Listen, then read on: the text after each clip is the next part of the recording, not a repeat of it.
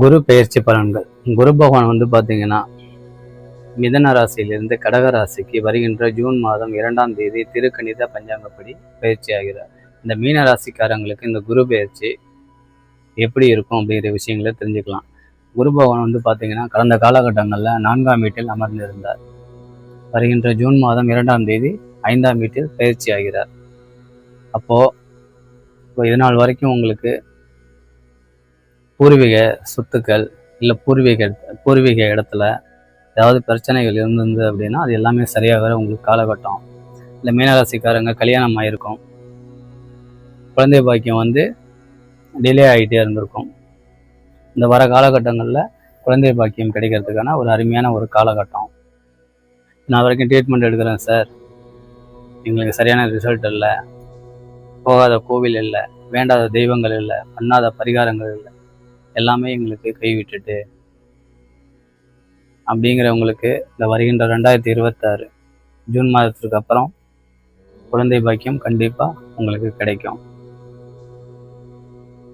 தந்தை வழியில் இருந்த மனக்கசப்பு எல்லாம் சரியாகி தந்தை வழியில் உங்களுக்கு சப்போர்ட் கிடைக்கும். தந்தை வழி உறவுகள் இருக்காங்களே அவங்க மூலியமாகவும் உங்களுக்கு சப்போர்ட் கிடைக்கும். உங்களுடைய பேச்சுக்கு, உங்களுடைய முயற்சிக்கு கண்டிப்பாக ஒரு நல்ல ஒரு அங்கீகாரம் கிடைக்கும். வேலை செய்கிற இடத்துல நல்ல ஒரு பேர் புகழ் கிடைக்கிறதுக்கு வாய்ப்புகள் இருக்குது.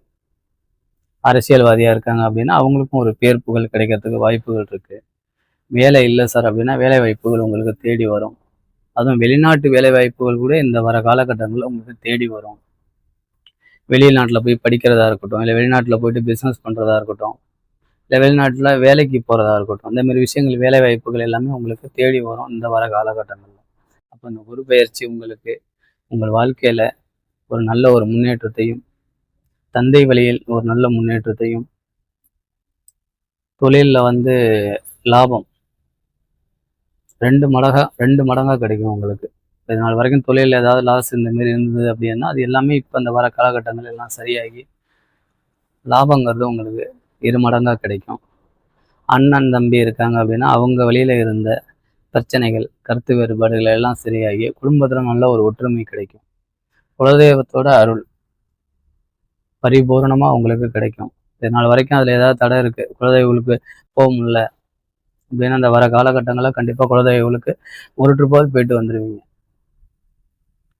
அப்போது இந்த காலகட்டத்தை இந்த மீன ராசிக்காரங்க குழந்தையே இல்லை அப்படிங்கிறவங்களுக்கு இந்த வர காலகட்டங்களை பயன்படுத்திக்கிங்க. உங்கள் குலதெய்வங்களுக்கு போங்க, கண்டிப்பாக உங்களுக்கு குழந்தை பாக்கியம் உண்டு.